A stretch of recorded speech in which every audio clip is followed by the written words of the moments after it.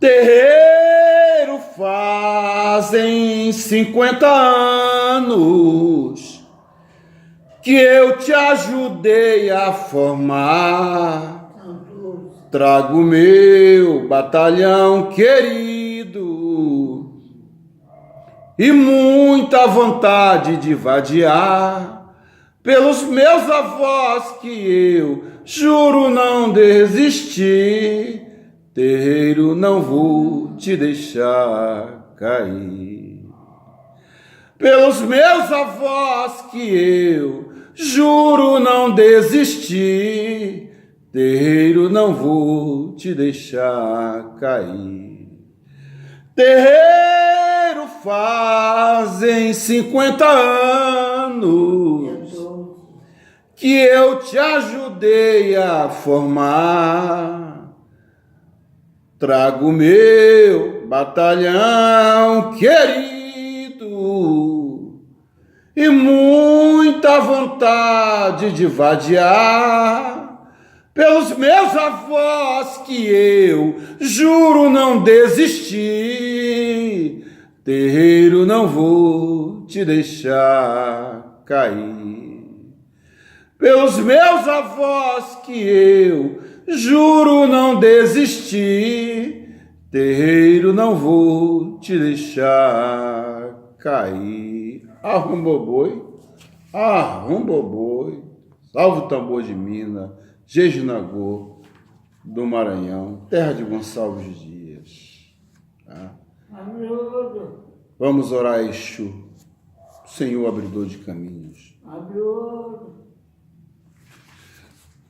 Exu Senhor, Laroie, companheiro, soldado, guerreiro, guardião de templos, tesouros e do portal da sabedoria. A ti rendemos homenagens pelo que sois e pelo que representas para todos nós. Sois a ligação entre nós e o Orum. Grande missivista, grande mensageiro, grande executor perfeito de todas as tarefas que lhes são confiadas. Sois as estradas, as embarcações aéreas, terrestres, marítimas e fluviais, meios através dos quais nos deslocamos sobre a face da terra. Sem ti, ó Exu Todo-Poderoso, não chegamos a lugar nenhum. De todas as forças espirituais que carregamos, sois a mais próxima, pois comes, amas, bebes e odeias conosco. Sois aquele que, com autorização de Ogum, tens a chave de todas as portas, inclusive da porta do céu.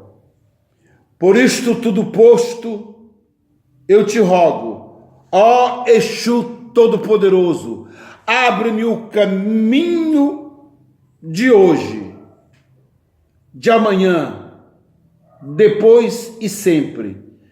E sejas o meu, o seu, o nosso guardião e o nosso companheiro. Axé, assim seja. Cobá, Cobá Larô Exu, Cobá Larô Exu, Exu é Mojubá, Mojubá ô, Mojubá, Axé. Está entrando no ar o programa Brasil Candomblé Verdade. Vamos levar até vocês hoje um assunto assaz interessante e polêmico, até porque, como eu já coloquei, já deixei bem claro em outros programas, que este que vos fala é um babalorixá do tambor de Minas, Jejinagô, ou um voduno, como dizemos lá no Maranhão, tá? E também advogado militante na área criminal e na área trabalhista, tá? E também jornalista. E com uma larga experiência dentro da espiritualidade afro-brasileira, porque eu já tenho casa eu e a minha esposa, que é uma sacerdotisa, que é a Ialorixá Rose de Navezoarina. O que é Navezoarina? Navezoarina, para nós, lá no Tambor de Minas, é a nossa grande rainha, né? A grande dona do ventre materno, que é a nossa mãe Oxum. Tá? Convencionamos chamá-la de Ialorixá Rose d'Oxum Opará e Dogum Choroquê. Tá? Bem, hoje eu escolhi como tema, como mote principal do nosso programa, falar sobre um tema que realmente não dá para esgotar pelo tempo curto que eu condicionei estipular ao nosso programa. Até para não cansar, aliás, desculpem, para não cansar os nossos internautas e os nossos irmãos afro-brasileiros. Então, nós vamos falar hoje sobre magias e feitiços. Magias e feitiços, tá? É um tema realmente interessantíssimo, interessantíssimo. Gente, a coisa está de uma tal maneira, tão desarticulada, tão desenfreada, que hoje nós temos feitiços aí para dar e vender. Pessoas ensinando feitiço para fazer a pessoa amada voltar, feitiço para arrumar emprego, feitiço para tirar um inimigo do caminho, feitiço para você conseguir o embelezamento físico, mental, espiritual, enfim, quer dizer que a oferta é maior do que a procura. Então, eu tenho por hábito, eu estou aqui justamente para quebrar alguns tabus, igual eu fiz no programa passado, falando sobre o ser ou não ser, o estigma do pai de santo, ser filho de santo, ser mãe de santo, ter casa de santo. Disse eu no programa passado que nós somos afrodescendentes, nós não temos casa de santo, eu não sou pai de santo, Deus me livre, eu sou um sacerdote afro-brasileiro. Aqueles que eu consagrei, porque nós não damos orixá a ninguém, cada um já traz o seu orixá. Então aqueles que por mim foram consagrados, como Omorixá, também não são filhos de santo. Tá? Eles são Omorixá ligados através de um cordão umbilical com a minha casa, com o meu segmento religioso. Vocês observem que eu não gosto muito de usar a palavra nação, porque a palavra nação, ela só serve para nos desunir cada vez mais, só serve para nos separar cada vez mais. Eu disse no programa passado que os nossos antepassados, os negros africanos verdadeiros, que foram trazidos da África na condição análoga à de escravos, nos chamados navios tumbeiros, tá? Pelos traficantes, muitos destes negros foram capturados e vendidos pelos seus próprios irmãos. Por quê? Porque a África de então vivia em guerra, as tribos eram divididas, tá? Então daí surgiu essa palavra nação.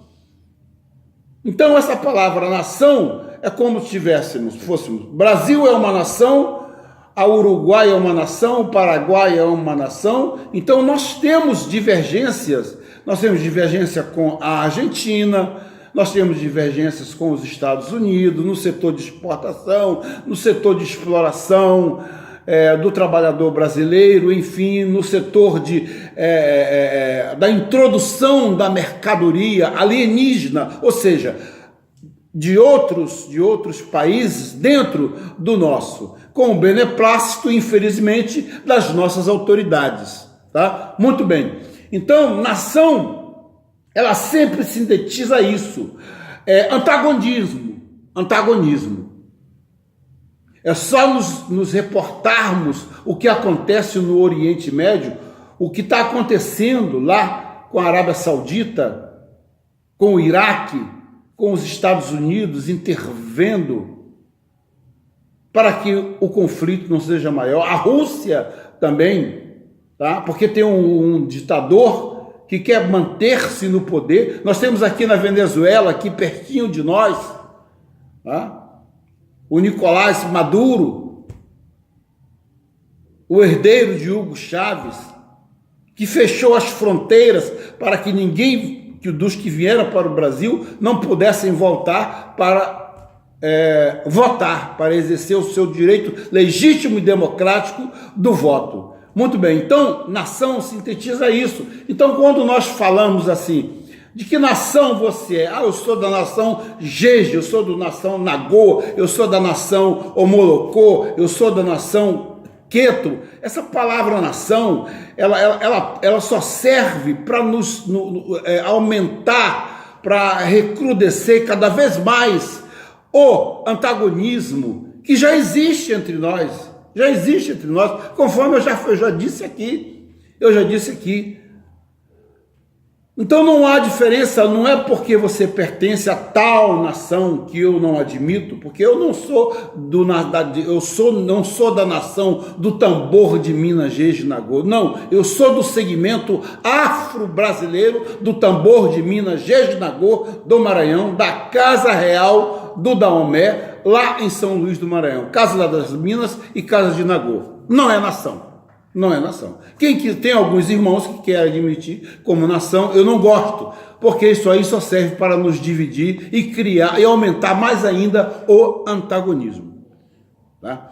Então, eu abri esse parênteses aqui apenas para explicar, tá? Assim como nós temos que abolir a palavra pai de santo, mãe de santo, filho de santo, casa de santo, vamos abolir também essa palavra nação.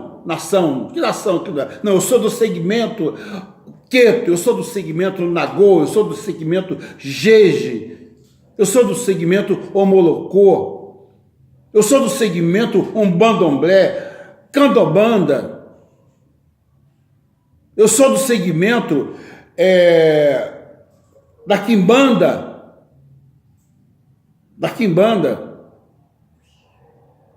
porque se nós formos, continuar falando sobre, admitindo que nós somos nações, nós vamos ter que incluir, nós temos o candomblé de caboclo, nós temos o xambá lá no Nordeste.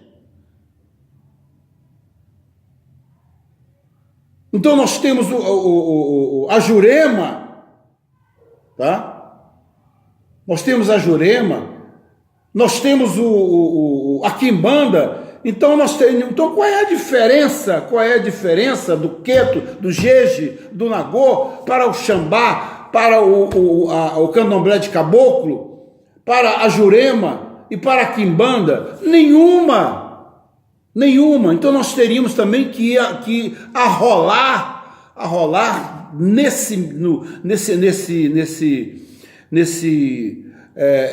nesse cesto de vime, onde tem todas essas nações tradicionais, teríamos que... Por quê? Porque nós estamos no Brasil.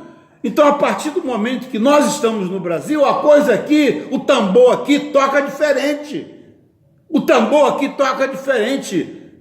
Em África não toca mais tambor. A África, como eu já disse aqui, a África hoje é islâmica.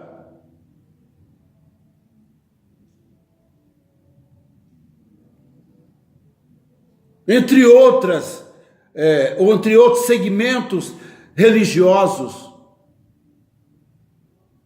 O segmento animista sumiu, desapareceu.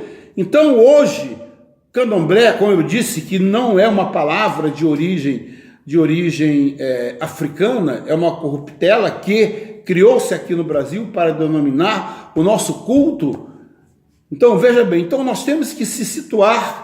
Então nós temos também o problema, tá, do sincretismo. Eu digo problema porque o sincretismo, ele se entranhou de uma tal maneira dentro de todo o nosso segmento religioso que hoje as pessoas não conseguem mais se desvincular. Mas não que isso seja impossível. O que nós não podemos, tá?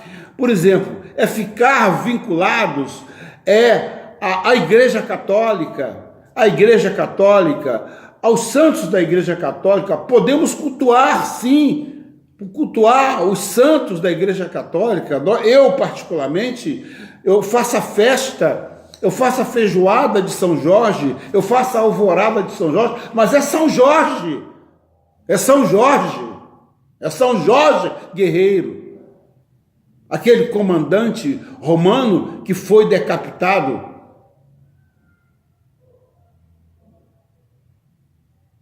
Por um imperador romano.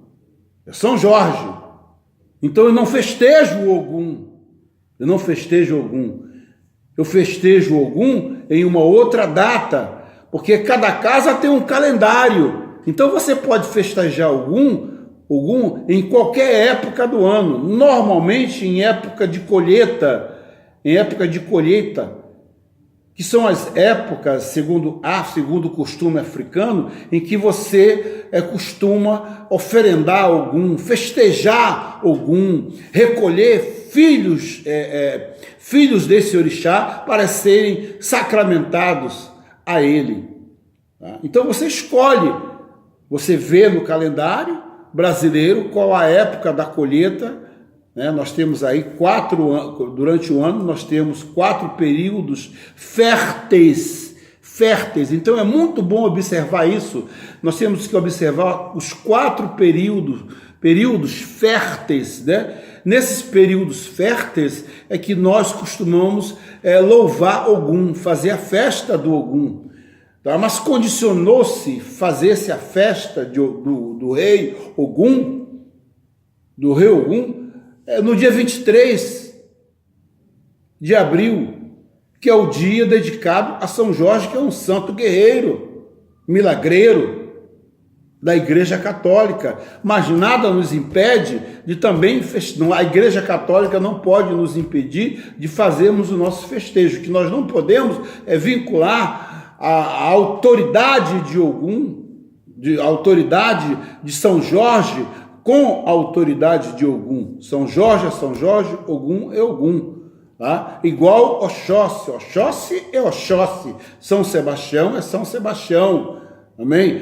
É outro orixá também que a gente pode louvar, pode oferendá-lo, pode recolher, fazer recolhimento em várias épocas do ano. Por quê? Porque ele está ligado à caça. Então nós temos que ver a época de caça, a determinados animais que está liberada a caça. Aquela é a época de você fazer oferendas, de você festejar Oxóssi, de você recolher iniciados, né, para que se tornem iaôs, né, de Oxóssi. E assim, entre outros e outros orixás.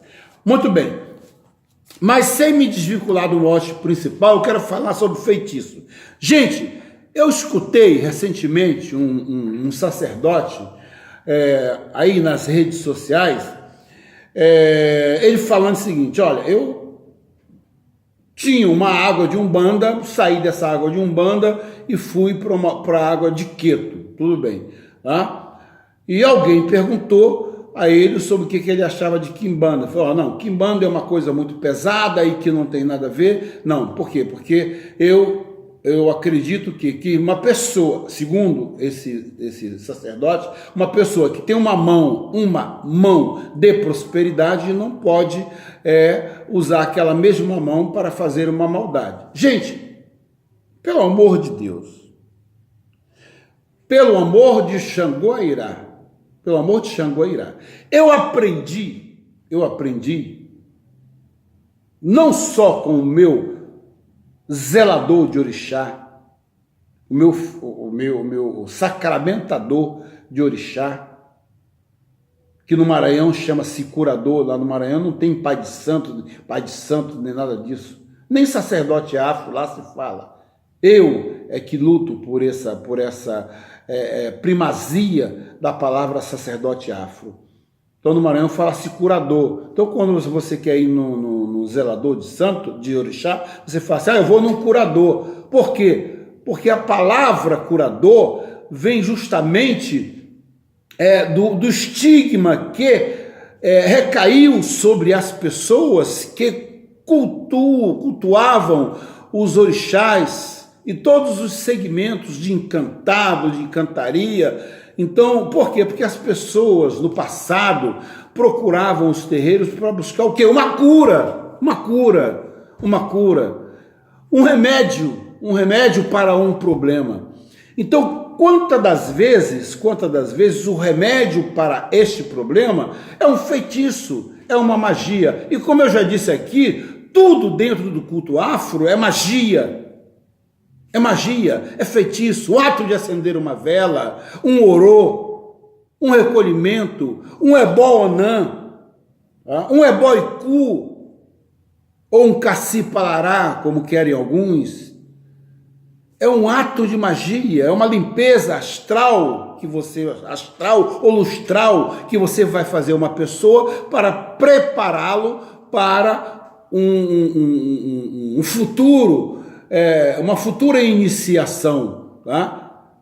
Então, quer dizer, existem etapas. Temos o ebó onã, que é o ebó de caminho, em que você vai fazer um ofertório ao caminho. Caminho quer dizer Exu, tá? Você vai ofertar o caminho dos Exus daquela pessoa para que eles nos dê a resposta, olha que eu não estou falando do Exu do Bara, eu estou falando de Exu Egum. Quando se faz um ofertório depois do Caci Palará ou do Ebó Iku, a gente vai fazer um Ebó Onã, Ebó de caminho. Então, o que é Ebó de caminho? Dá comida ao caminho. Você vai dar caminho, você vai dar fazer um ofertório sangrento ao Bara, tá? E também aos Exus Eguns.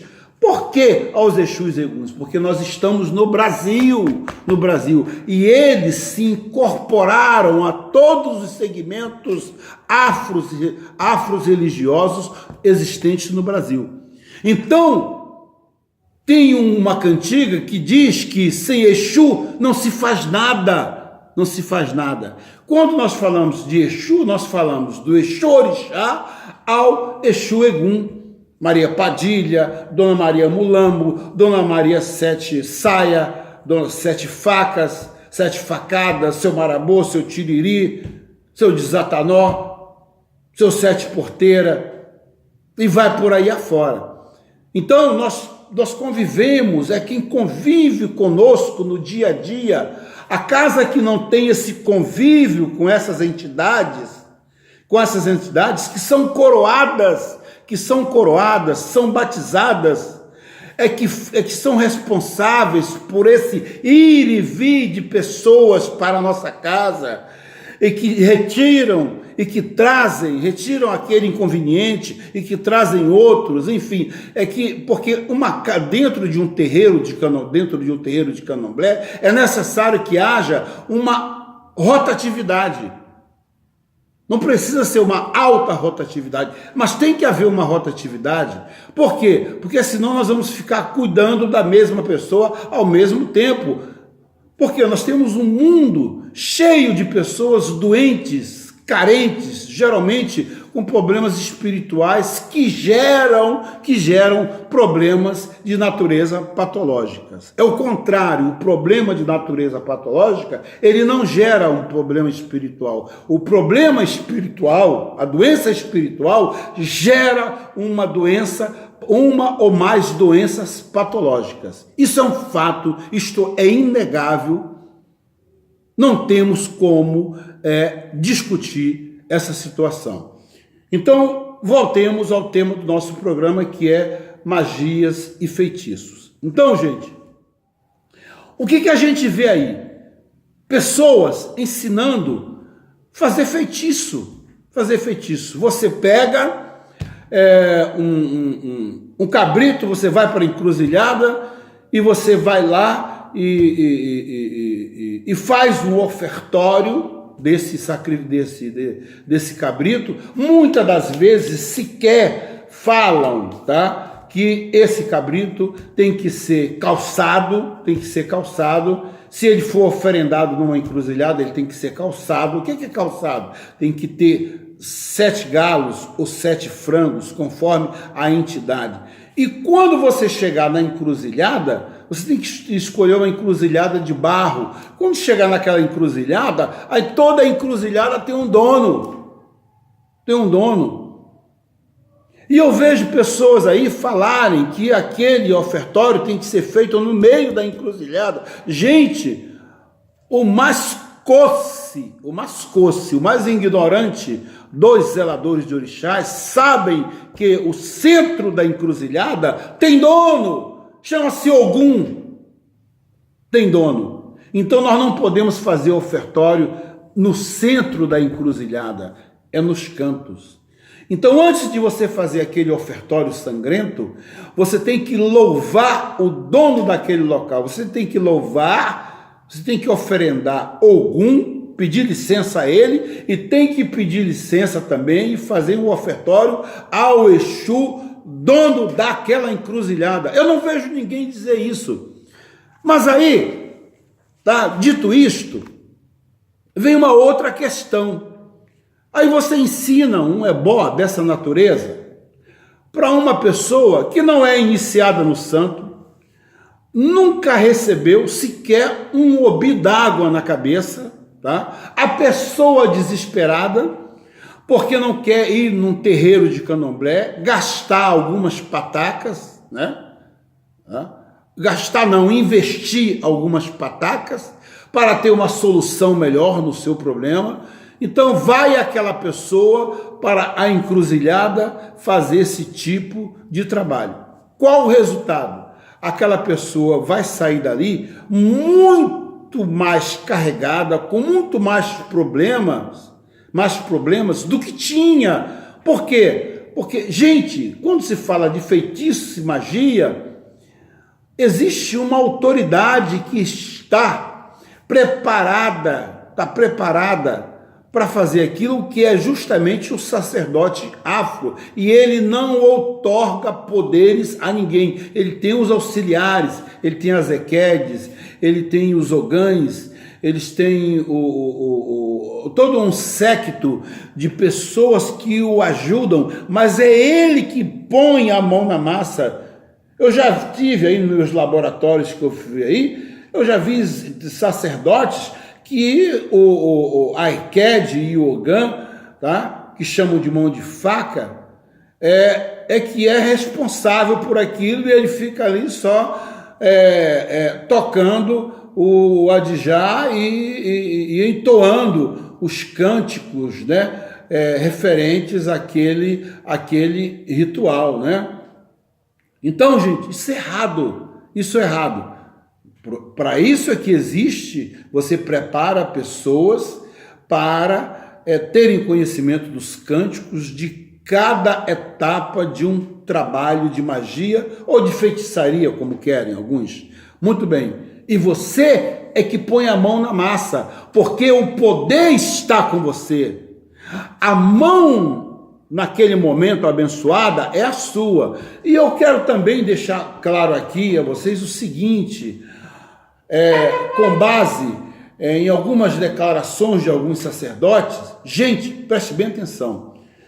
Eu tenho um bafo mágico. Todos nós, consagrados, sacerdotes, nós temos um bafo mágico. Nós temos o poder de mover as forças do universo para o bem ou para o mal. Mas foi o meu zelador de orixá que me deu isso? Não, eu já nasci com isso. Todos nós nascemos, viemos ao mundo com duas folhas, a folha do bem, a folha do mal, a folha da cura, a folha da doença, a folha, tá, dos malefícios e a folha de retirar os malefícios. Se você não tem essa capacidade, você não pode se autodenominar zelador de orixá. Zelador de orixá. Porque quando uma pessoa, veja bem, eu faço o sacramento, um omorixá na minha casa, crio com ele um cordão umbilical. Ele passa a ser um filho da casa, tá? Da casa de Xanguairá e de Navezoarina e de Ogum Xoroquê. Muito bem. Então, ele passou a criar. Veja bem, ele está preparado, recebeu todas as suas obrigações, recebeu seu ibaxé. Então, ele vai para o mundo. Então, veja bem. Então, se eu adoto essa filosofia de que eu só tenho a mão da prosperidade, se eu só posso dar prosperidade, eu não posso fazer nenhuma maldade na concepção mais grosseira possível, então veja bem, eu vou ser uma pessoa altamente maleável a malefícios alheios, a malefícios até de outros zeladores de santos, por uma questão de inveja, por uma questão de pedantismo, enfim, uma série de questões que levam-nos a demandas. Porque nós estamos aqui, o zelador do orixá, ele está justamente o quê? Tá? Preparado para lutar contra as demandas que lhes são enviadas e contra as demandas que são enviadas para os seus iniciados, seus omorixás, os seus filhos de orixás. Então, note bem, se eu adoto essa filosofia de que minha mão é somente da prosperidade, não, isso aí é coisa de quimbanda. Quimbanda é o uso de espírito não desenvolvido, não preparado. Gente, quanta ignorância! Quanta ignorância! Cada Exu Egum que nós trabalhamos, de Exu Tiriri, a Exu Tranca-Rua, Exu Marabô, enfim, qualquer um. Todos eles têm as suas falanges. Então, ele tem a sua falange da direita, tem a sua falange da esquerda. A falange da direita é aquela falange em que ele usa aqueles espíritos mais desenvolvidos para incumbir-lhes de determinadas missões, tá?